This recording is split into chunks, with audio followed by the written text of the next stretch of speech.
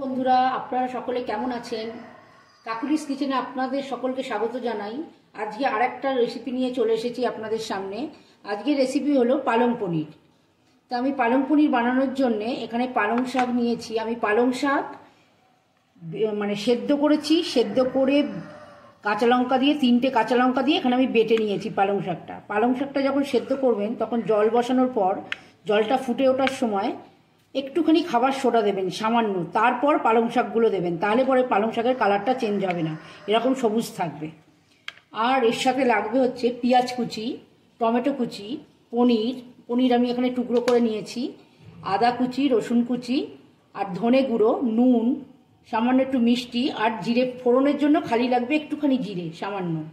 আমি এটা দুজনের জন্য বানাচ্ছি, দুজনের মতো এই পালং পনিরটা আমি বানাচ্ছি।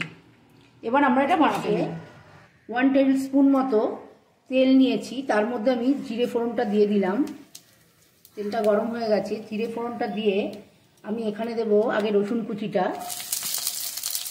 রসুন কুচিটা আমি 1-2 বার নেড়ে চেড়েই দেবো। আদা কুচি, আদা কুচিটা নেড়ে নিয়েই দেব পেঁয়াজ কুচি,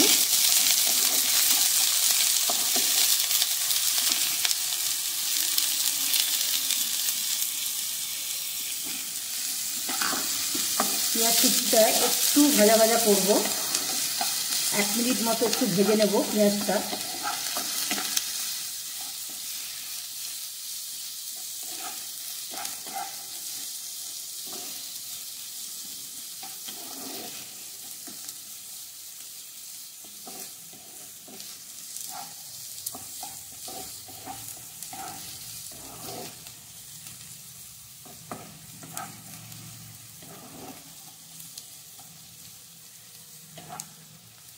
এর মধ্যে আমি একটু নুন দিয়ে দেব।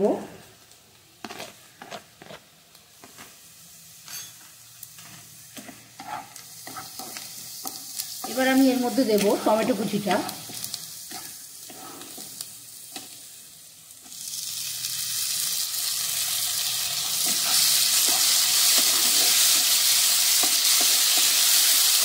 টমেটোটাও আমি 1 থেকে 1.5 মিনিট মতো একটু নেড়ে এটাকে করে নেব। এবার আমি এর মধ্যে ধনে গুঁড়োটা দিয়ে দেবো, কারণ পালং পনিরের এই মশলাটাই সবথেকে বেস্ট। আর গুড়টাও দিয়ে দেবো। ধনে গুঁড়োটাই পালং পনিরে বেশি মানায়।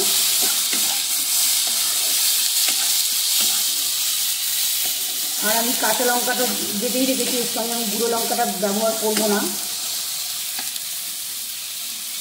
এবার আমি এর মধ্যে দিয়ে দিলাম পনিরগুলো। পনিরটা এই মশলার সঙ্গে 1-2 বার নাড়বো।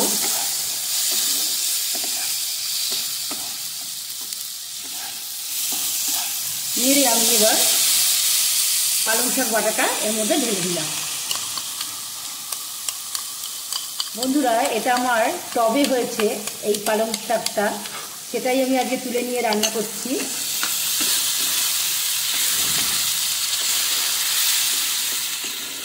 আমি এবার এর মধ্যে পালং শাকের যে সেদ্ধ করা জলটা, সেই জলটা আমি এখানে দিয়ে দেবো।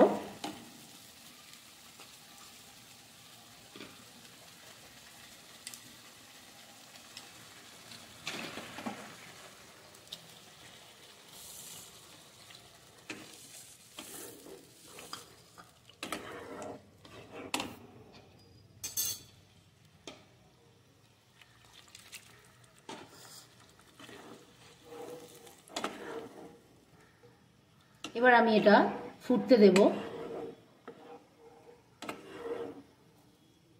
আর যদি পালং শাকের জলটা যদি আপনাদের একদমই কম কম থাকে, তাহলে আপনারা এর মধ্যে গরম জল দেবেন, ঠান্ডা জল দেবেন না। ঠান্ডা জল দিলে ভালো লাগবে না। এবার আমি এটা ফুটতে দেব।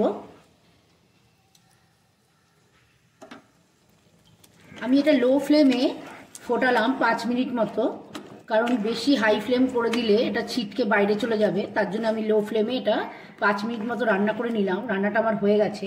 আমি এবার এর মধ্যে দেব সামান্য একটু ঘি। একটু ঘি দিলাম। এবার আমি এটা নামিয়ে ফেলবো।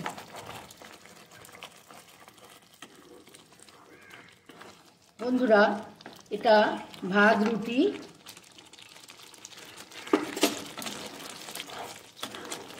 এটা ভাতের সঙ্গেও ভালো লাগে, রুটি, পরোটা, নান সব দিয়েই আপনারা এটা খেতে পারবেন। এবার আমি এটা প্লেটিং করব।